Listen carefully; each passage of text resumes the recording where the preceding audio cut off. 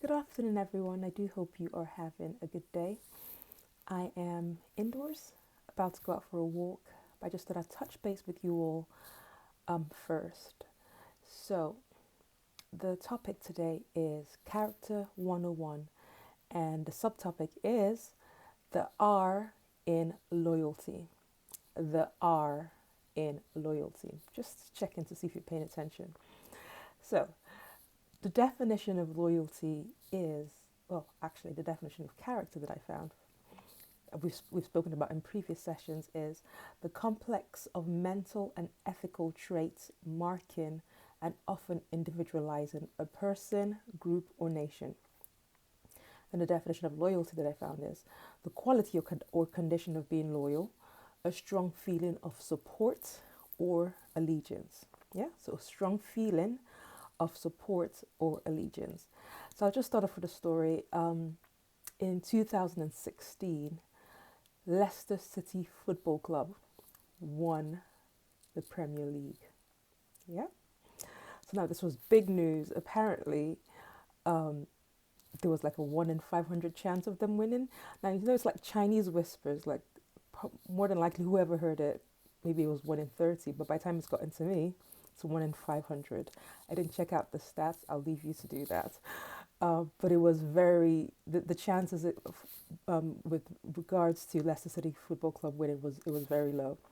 However, they won. They brought the cup home. Now you have to just bear in mind that at the time I didn't know what a Premier League was, and right now, a couple of years later, I still barely know what the Premier League is. So just bear that up in your mind. I tell you the story. So we won, and it was just an amazing feeling. There was like the city was buzzing. Most people were happy. Those who cared about it were happy. I decided to be one of those who cared, and I was so excited. And it was announced that there was going to be like a parade in town, with the footballers, and loads of people were going to be turning up. So I decided to take part in this. So I went into town dressed in blue and white, which is Leicester City colors, and I painted my face with blue lipstick, like with marks and everything. So I looked like a total fan. So I got myself dressed, headed to town, and watched the parade come through, and then followed them all the way to Victoria Park. So we converged at the park, and there was supposed to be like an after party later on, but it was a huge crowd. Like about 100,000 people or more were like took part in that parade and went down to the park. So there was no way I was going to hang about for that. So whilst things were still nice and slow and safe, I decided to head back home. So on my way back home, I saw my sister, and she was astonished because number one, like I was walking about with blue paint on my face. That's that's not something she'd ever seen or was expecting. So so I took her by surprise. I don't know if regular people walk about with blue painted on their faces, but on that day I was. And so I asked her to take my picture because like I'd purchased like the Leicester City scarf and a flag. So I had the regalia. I was like, complete fan. And she just wanted to get away from me as quickly as possible because I was being so loud. She was like, "Are you drunk? I don't drink." I was like, "No, it's just the energy from the people. Like it's very contagious." I was like, "Let's go!" So I was really going for it, and she just wanted to get away from me. And she was like, "Chick, have you even watched the game?" And I was like, "No, but no one needs to know that. It's just a technicality." I just told that story to say that on such a momentous occasion, I showed my loyalty by putting on the colors, dressing a bit out of character, acting a little bit out of character because I'm crazy normally, but that day I was a little bit more crazy. So like painting my face and walking the streets with face painted on. So, but I was showing my loyalty. I was showing my support for this such a great achievement. Yeah. So that's my little story. So about the R in loyalty, someone might be saying, but there's no R. But I've used that topic because when you come across a loyal person, they have an air about them, and that air gives them a sort of a regal, like a royal. It gives them a royal quality. There's a presence that they carry with them. So a person who's truly loyal, you'll know. You don't have to spend that much time in their presence, but they have an air about them that is royal. So I wanted to just talk to you and give you some tips as to how you also can have, like, invite that air into your life. So, loyalty, like I described earlier on, is can be described as either support or allegiance. Something that supports bears all or part of the weight of a person or a thing. And allegiance is simply just loyalty or commitment. Um, Allegiance can be seen in the way people traveled from various countries when Lady Diana and Prince Charles were getting married um, several years ago. And similar commitments is seen in football fans and basketball fans who travel to watch their team play, and sometimes between squabbles can break out rather between opposing teams for whatever reason, but they're so loyal that they're willing to fight and to defend their team. So that's what loyalty looks like. It's fierce. It will defend you regardless of what the situation is. What does and so just say I wrote down an instance. So for instance, there I hear sometimes people like complaining about their boss or complain about an organization that they work for or are linked to. Maybe they go to a church and not happy with the leadership. They complain about the leaders, or employees complain about their employers, not forgetting that it's the employer who puts money into their accounts every single month without fail. But they don't have sufficient loyalty to be able to just say nothing or even further defend their company, but they go about like thrashing the leadership. It's important to know that some with loyalty it doesn't always mean that you are 100% in agreement with what the person is doing. For instance, for instance, your legs might not agree with 100% with what you put in your body, but your legs will it will hang in there. It will carry you as far and as much as it needs to until it literally cannot do so anymore. It doesn't go about talking to other legs and saying, "Did you see what she ate? Did you see what he ate?" Your legs don't do that. Your legs are loyal. Now, somebody out there might say, "But legs don't talk." And to you, I say, that's just a technicality. Use a bit of imagination. All right.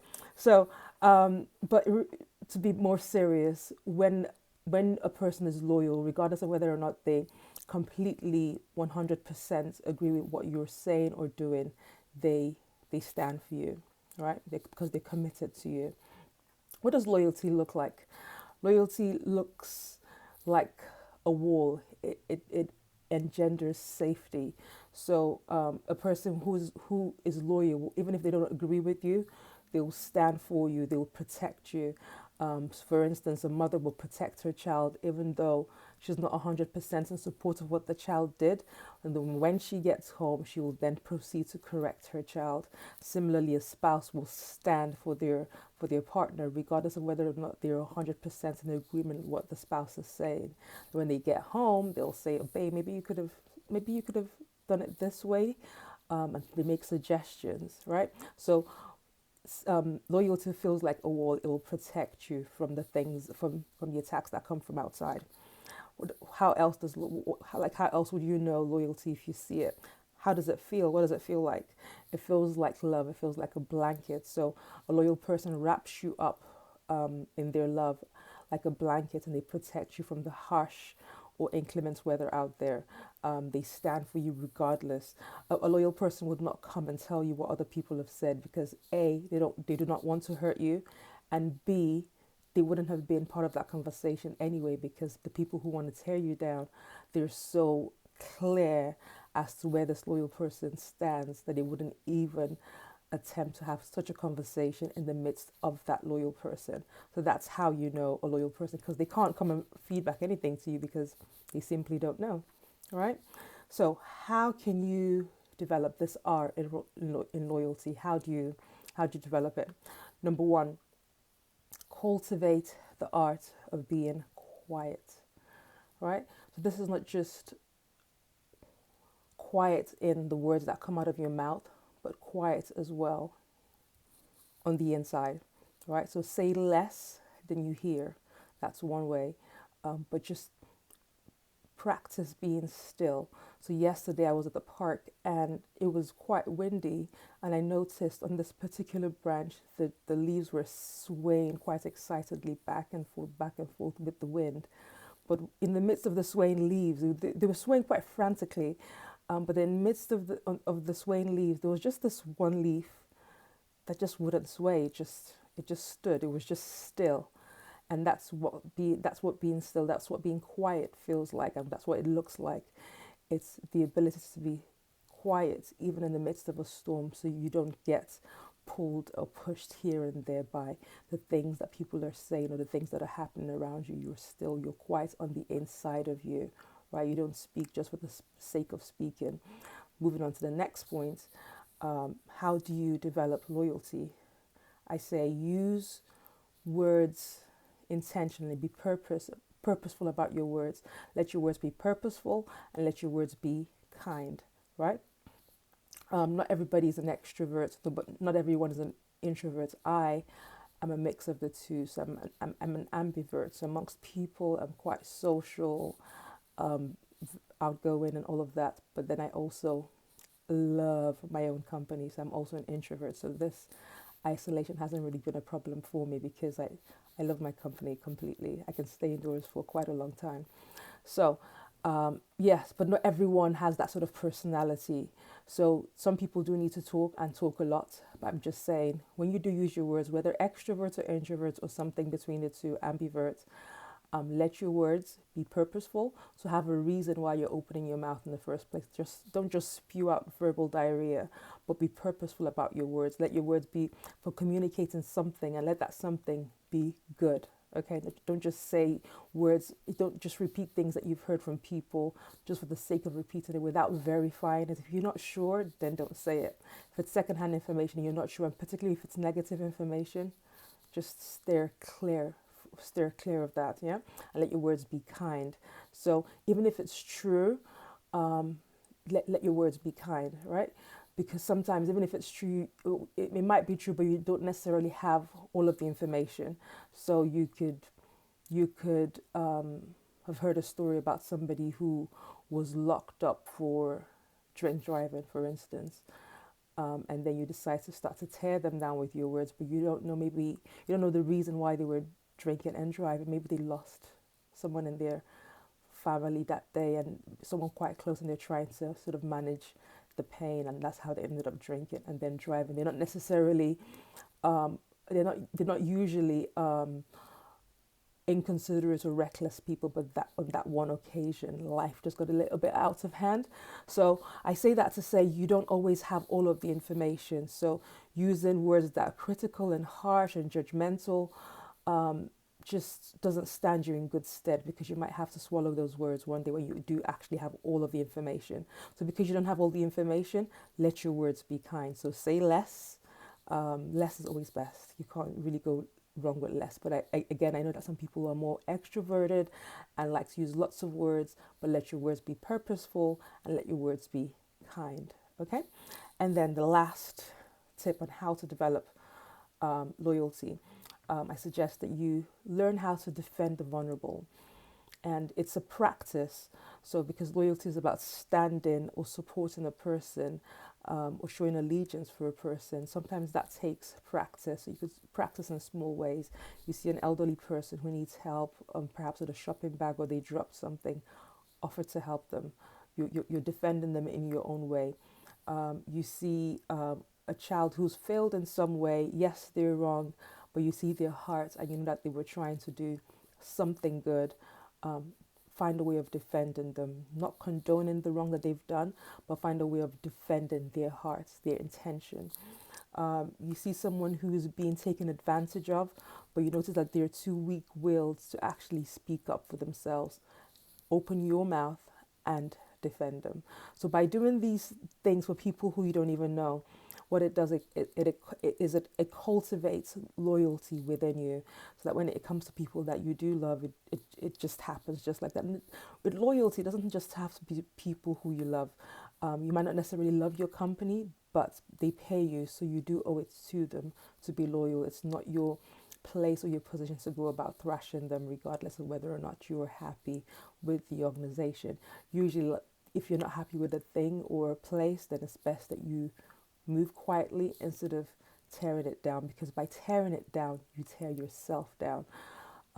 Because the words that you speak have, yes, words do hurt people, but when you use negative, harsh, critical words, you're tearing your own self down. You're doing more damage to yourself than to the other person.